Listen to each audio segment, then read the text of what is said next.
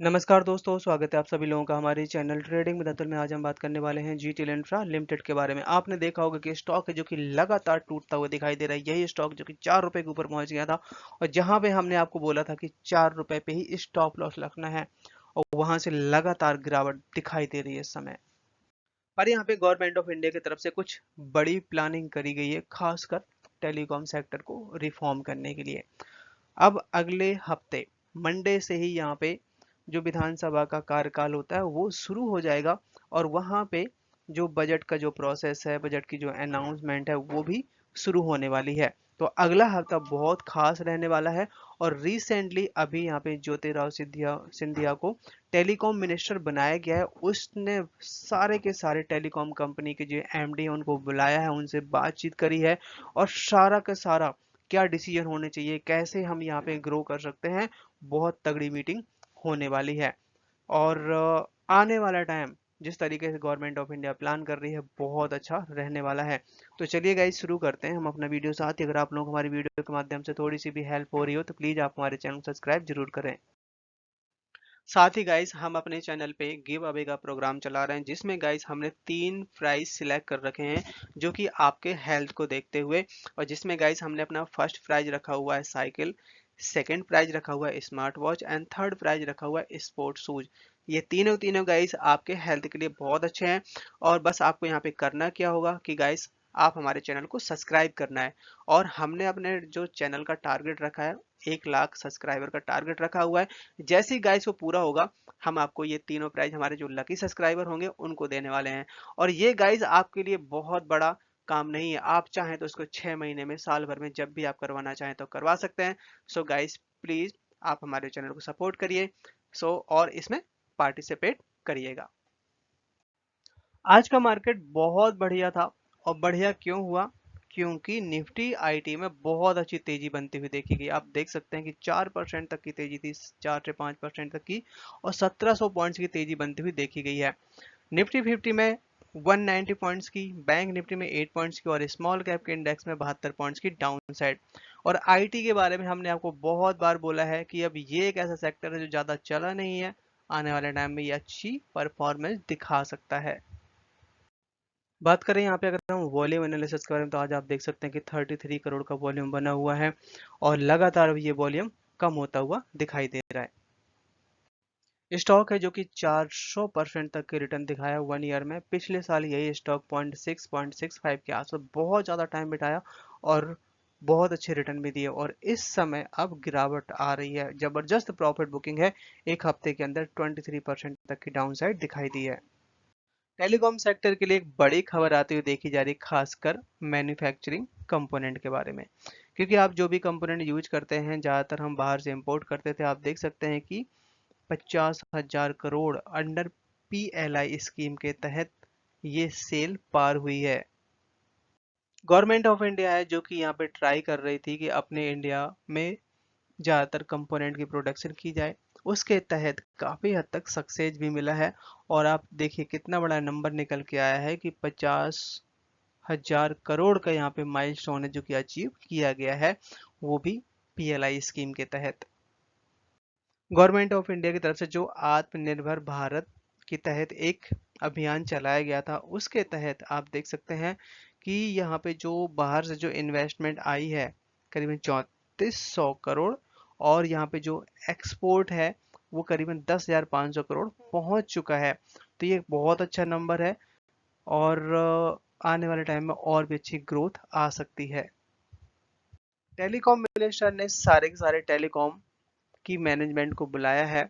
और अब यहाँ पे जो भी प्रॉब्लम्स हैं, क्या रोड मैप बनाया जा सकता है, कैसे इनको रिफॉर्म किया जा सकता है, एक बड़ी मीटिंग होने वाली है। और ये जो मीटिंग है आपकी 16 जुलाई को होगी।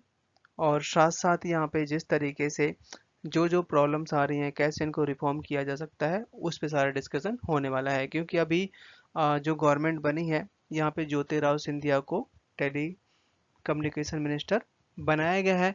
तो हो सकता है कि यहाँ पे कुछ नए डिसीजन भी आ सकते हैं। अब आने वाला है फाइनल बजट, वो आएगा अगले हफ्ते। और फरवरी में आपने देखा होगा कि इंटरिम बजट आया था, बट वो फाइनल नहीं था।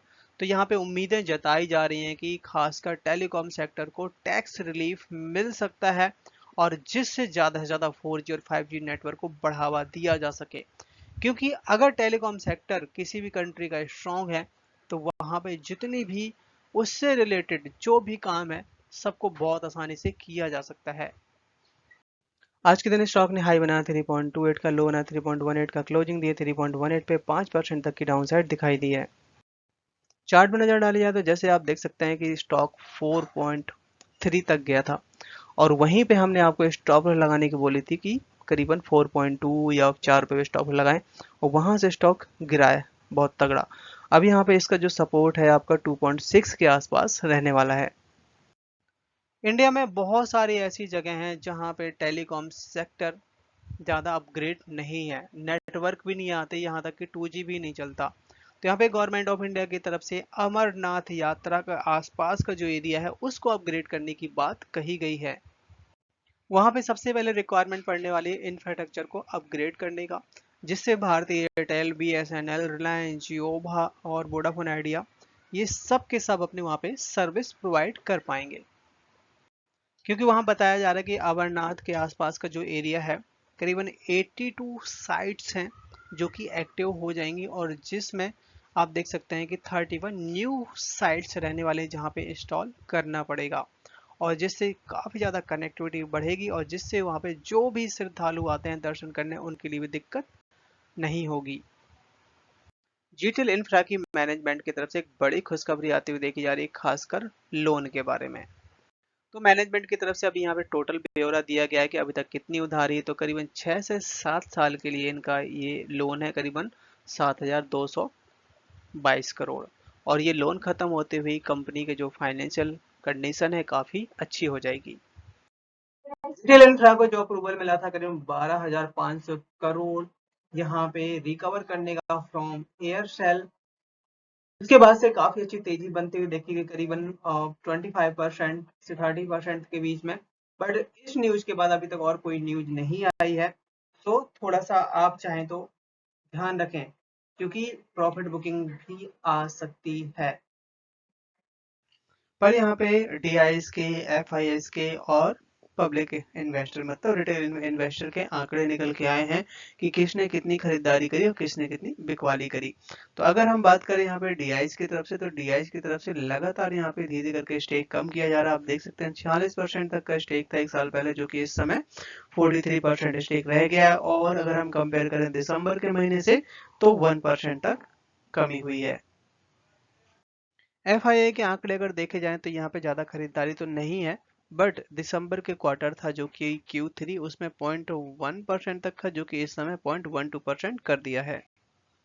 पर यहाँ पे रिटेल इन्वेस्टर की तरफ से काफ़ी अच्छी खरीदारी है, 50% तक का स्टेक था एक साल पहले जो कि इस समय 53 और 54 के आसपास पहुंच चुका है। स्टॉक है जिसमें तेजी तो आनी ही थी और आप देख सकते हैं कि बहुत अच्छी यहाँ पे खरीदारी कर रखी है DIs की तरफ से।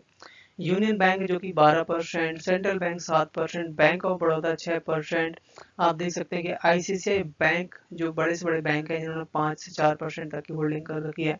LIC ने 3.5% तक की होल्डिंग। तो आप सोच सकते हैं कि ये जो खरीदारी और ये जो तेजी बन रही है इसके पीछे कारण क्या है। जिस तरीके से स्टॉक में तेजी बन रही है बहुत सारे लोगों के कमेंट्स ये भी थे कि एक बार इसके रिजल्ट भी देखते हैं कि कैसे परफॉर्म कर रहा है। तो यहाँ पे आप देख सकते हैं कि ये अपने पास एक साल का डेटा है, मार्च 2023 से लेकर 2024 के बीच में कंपनी की सेल है लगातार ठीक ठाक सी है, एक एवरेज सी है, ऐसा नहीं कि बहुत कम हो रही है बहुत ज़्यादा हो रही है। अदर इनकम है वो जरूर कम हुई है जो कि 15 करोड़ से केवल 3 करोड़ रह जाती है। टोटल इनकम है जो कि इस बार कम आई है जो कि पिछले साल के क्वार्टर में काफ़ी अच्छी थी, बट अगर हम कंपेयर करें दिसंबर के क्वार्टर से मार्च के क्वार्टर में लगभग लगभग सेम है। खर्चे हैं, खर्चे काफ़ी कम हुए हैं। अगर आप देखेंगे पिछले साल मार्च 2023 में 1,000 करोड़ के आसपास इनका खर्चा था जो कि इसमें 340, तो इस पर काफ़ी कंट्रोल किया है, कॉस्ट कटिंग की है। अब बारी आती है कंपनी जो इंटरेस्ट बहुत ज़्यादा लग रहा है। आप देख सकते हैं कि करीबन 200 करोड़ का इंटरेस्ट पे किया है, टैक्स जीरो है और नेट जो लॉस है 214 करोड़। तो मतलब मार्च 2023 एक साल पहले करीबन 750 करोड़ का लॉस था जो कि इस बार 214, मतलब कि एक एवरेज सा काम कर रही है और इस बार के रिजल्ट का यहाँ पे बेसब्री से इंतजार रहेगा। आई थिंक अच्छे ही आएंगे।